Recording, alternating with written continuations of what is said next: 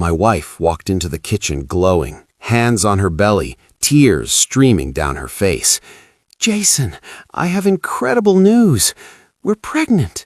With twins." I dropped the coffee mug. It shattered on the tile. Not from joy, from shock. Because 3 days earlier, I'd been sitting in Dr. Morrison's office, staring at test results that said something very different.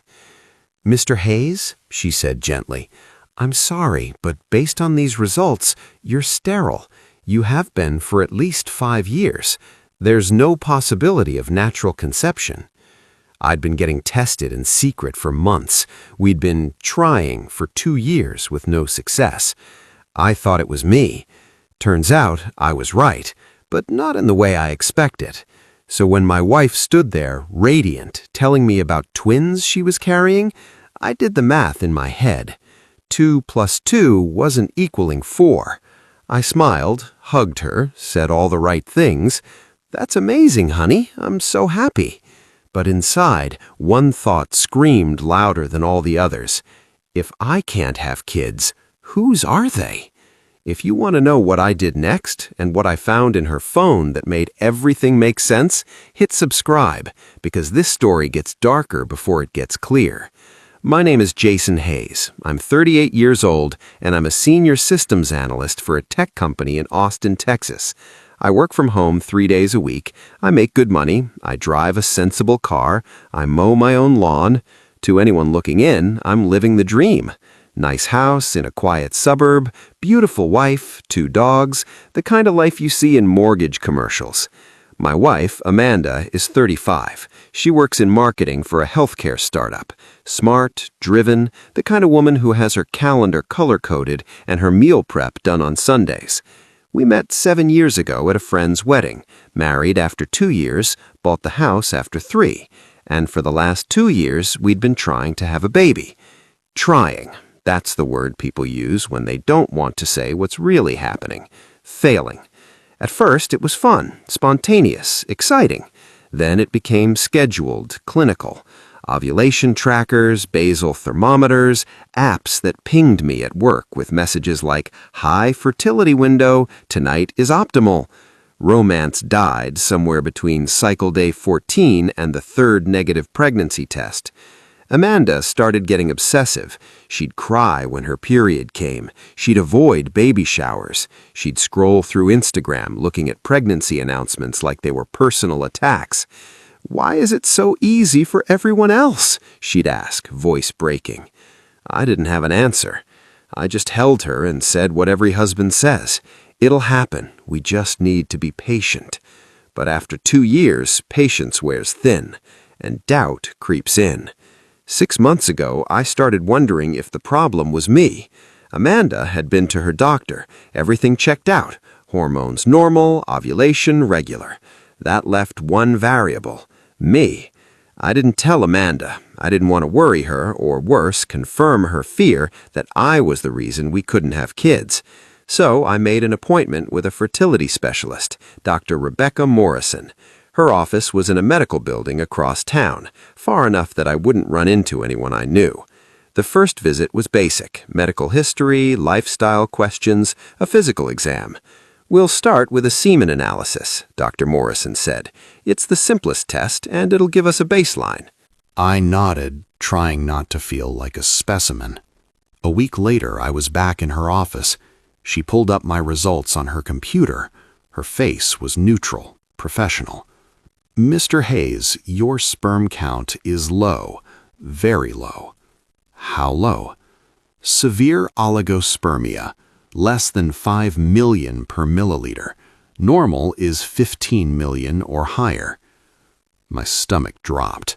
So what does that mean?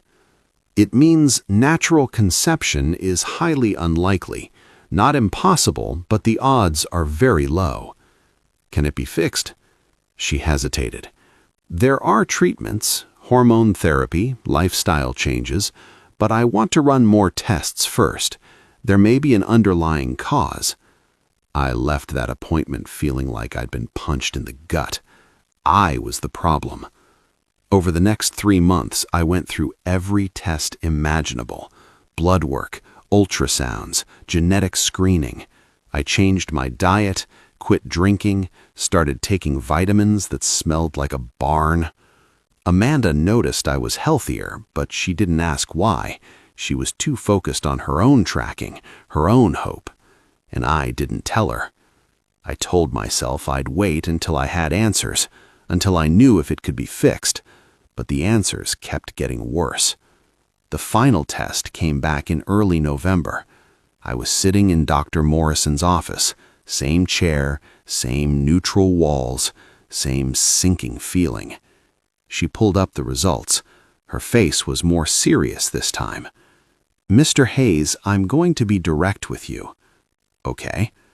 "Based on your hormone levels, testicular imaging, and genetic markers, you're functionally sterile." The word hung in the air like a verdict. "Sterile?" I repeated. "Yes, your sperm count is not just low, it's non-viable. The sperm present are immotile and malformed. Even with IVF, the chances of successful fertilization are near zero." How long has this been the case? She scrolled through my chart. "Based on your hormone levels, testicular imaging, and genetic markers, I'd estimate it at least 5 years, possibly longer." 5 years. We'd been married for 5 years. "Is there any chance—" "No," she said gently. "I'm sorry. Natural conception is not possible." I sat there, numb, trying to process what that meant. It meant 2 years of trying had been pointless. It meant every negative test wasn't bad luck, it was biology. It meant if Amanda ever got pregnant— I stopped that thought before it could finish. I drove home in a daze. Amanda was in the living room, laptop open, working on a presentation. "Hey," she said, barely looking up. "How was your day?" "Fine," I lied. "Yours?" "Busy. I've got a pitch tomorrow. I'll probably work late." "Okay." I went upstairs, sat on the edge of the bed, and stared at the wall. I didn't tell her. I told myself I needed time to process, to figure out how to say it. But the truth was, I was scared. Scared of what it would mean for us. Scared of how she'd react. Scared that she'd leave me because I couldn't give her the one thing she wanted most. So I kept it to myself. And I waited. 3 days later, Amanda came home early. I was in the kitchen, making coffee, when I heard the front door open. "Jason?" Her voice was shaking. I turned. She was standing in the doorway, face flushed, eyes wet. "What's wrong?" She walked toward me, hands trembling, holding something small. "A pregnancy test. 2 pink lines." "I'm pregnant," she whispered. The world tilted. "What?" "I'm pregnant," she laughed, a sound caught between disbelief and joy. "I took 3 tests. They're all positive." I stared at the test in her hand. 2 pink lines. Positive. My brain tried to catch up, but the math wasn't working. Dr. Morrison's voice echoed in my head. Natural conception is not possible. "Jason?" Amanda's smile faltered. "Say something." I forced my face into something that looked like happiness. That's amazing." She threw her arms around me. "I can't believe it. After 2 years, I was starting to think it would never happen." I hugged her back, mechanical, numb. Over her shoulder, I stared at the pregnancy test on the counter. 2 pink lines. Impossible. I didn't sleep that night. Amanda was beside me, curled up, one hand resting on her stomach like she was already protecting something. I stared at the ceiling, running through every possibility. Maybe Dr. Morrison was wrong. Maybe the tests were flawed. Maybe I was the 1 in a million case where sterile didn't mean sterile. But I knew better. I'd seen the results. I'd heard the certainty in her voice. There was no maybe, which left only one explanation. The baby wasn't mine. The next morning, Amanda made an appointment with her OB/GYN. "I want to make sure everything's okay," she said, glowing. "I can't believe this is real." "When's the appointment?" "Friday. Will you come with me?" "Of course." She kissed me, grabbed her bag, and headed to work. The second the door closed, I grabbed my phone and called Dr. Morrison's office. "I need to see her, today." Dr. Morrison saw me during her lunch break. I sat in her office, hands shaking, and told her everything. "My wife is pregnant." She frowned. "Mr. Hayes, based on your results—" "I know," I interrupted. "That's why I'm here. Is there any possibility, any chance at all, that I could be the father?" She pulled up my file, scrolled through the results. Her face didn't change. "No," she said finally. "I'm sorry, but based on your condition, natural conception is not biologically possible. So, if she's pregnant, then the biological father is someone else." The words hit like a freight train. I sat back, trying to breathe. "What do I do?" Dr. Morrison's voice was gentle. "That's not a medical question, Mr. Hayes. That's a personal one."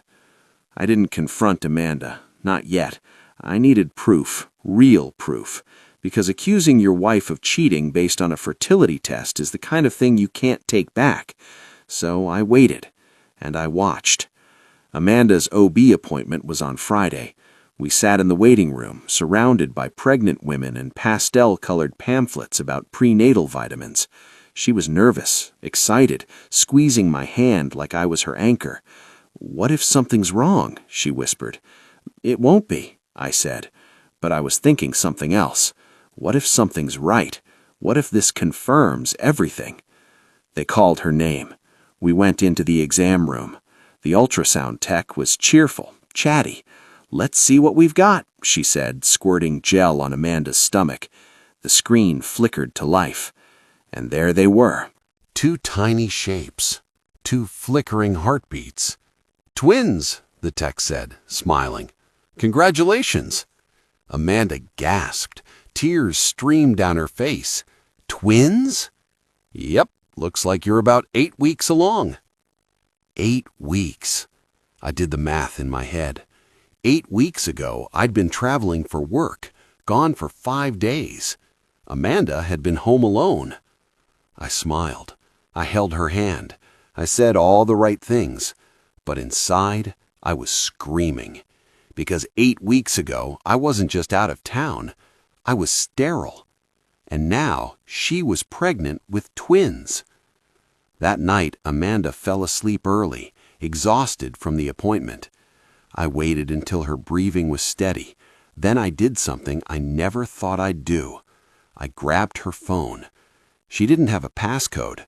She'd always said we had nothing to hide. Funny how that works. I opened her messages, scrolled past the usual, her mom, her friends, work chats. Then I saw a name I didn't recognize. Tyler. I opened the thread. The messages went back months. At first, they were innocent, work stuff, casual.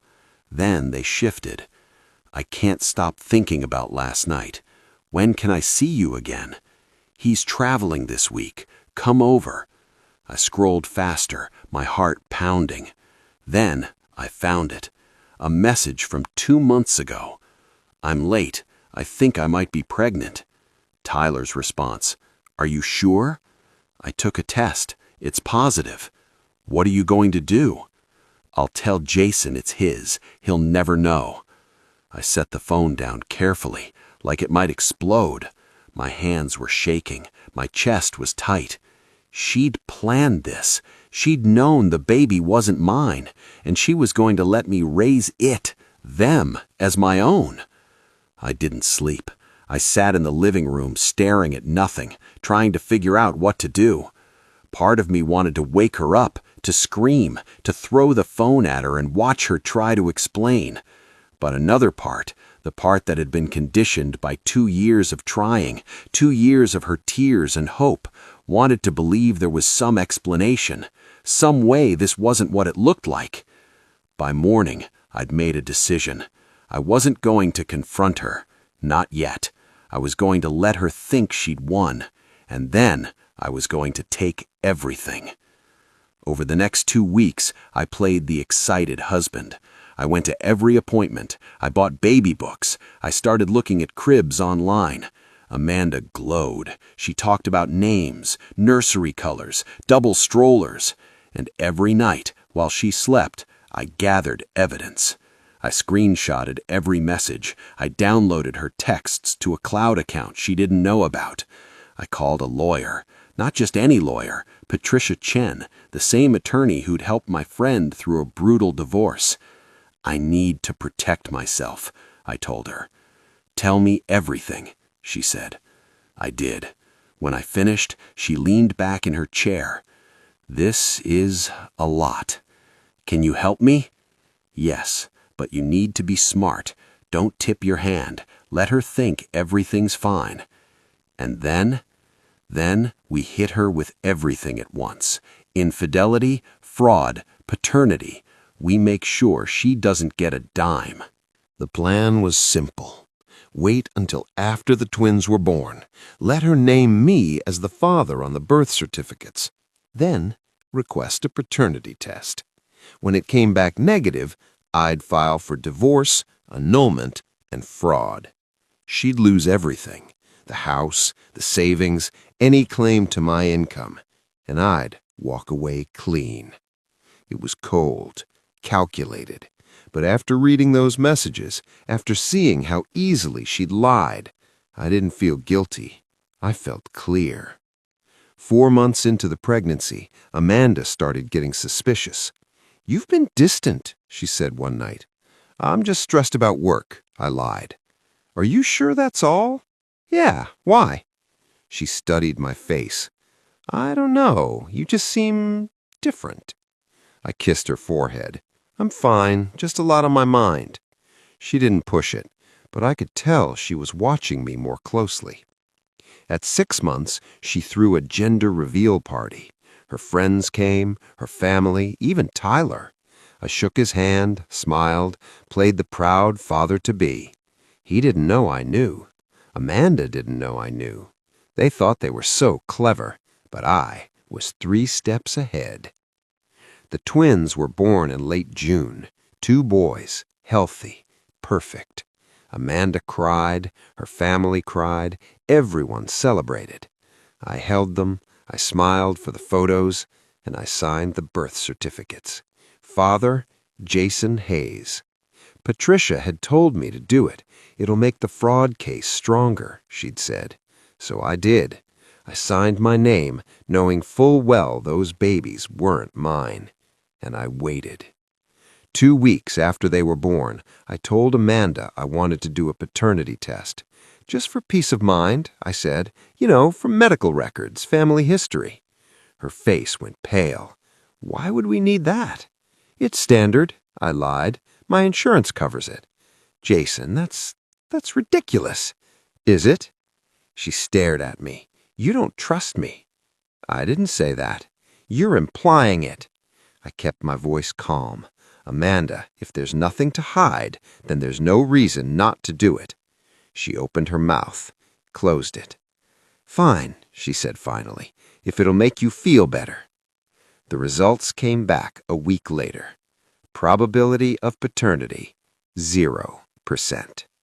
I stared at the paper for a long time. Then I called Patricia. "It's time." I didn't tell Amanda right away. I let her settle into the routine, late-night feedings, diaper changes, the exhausting blur of newborn twins. She was tired, vulnerable, perfect. One evening, after she'd finally gotten both boys to sleep, I sat down across from her. "We need to talk." She looked up, wary. "About what?" I slid the paternity test across the table. She stared at it. Her face went white. "Jason, don't," I said quietly. "Don't lie to me anymore." Her hands shook. "I can explain." "Can you?" I pulled out my phone, opened the screenshots. "Explain this." I showed her the messages. Every single one. Her face crumpled. Jason, please. How long? I asked. How long were you planning to let me raise another man's children? She started crying. I didn't mean for it to happen, but it did, and you lied. You looked me in the eye every single day and lied. I was scared. Of what? The truth? She sobbed. I didn't want to lose you. You already did. I filed for divorce the next day. Annulment based on fraud, infidelity, paternity fraud. Patricia made sure it was airtight. Amanda tried to fight it. Her lawyer argued that I'd signed the birth certificates, that I'd accepted paternity.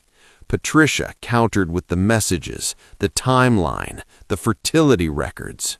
The judge wasn't sympathetic. Mrs. Hayes knowingly deceived her husband about the paternity of the children. That constitutes fraud. Amanda got the twins. I got everything else. The house, the savings, my freedom. She moved in with Tyler.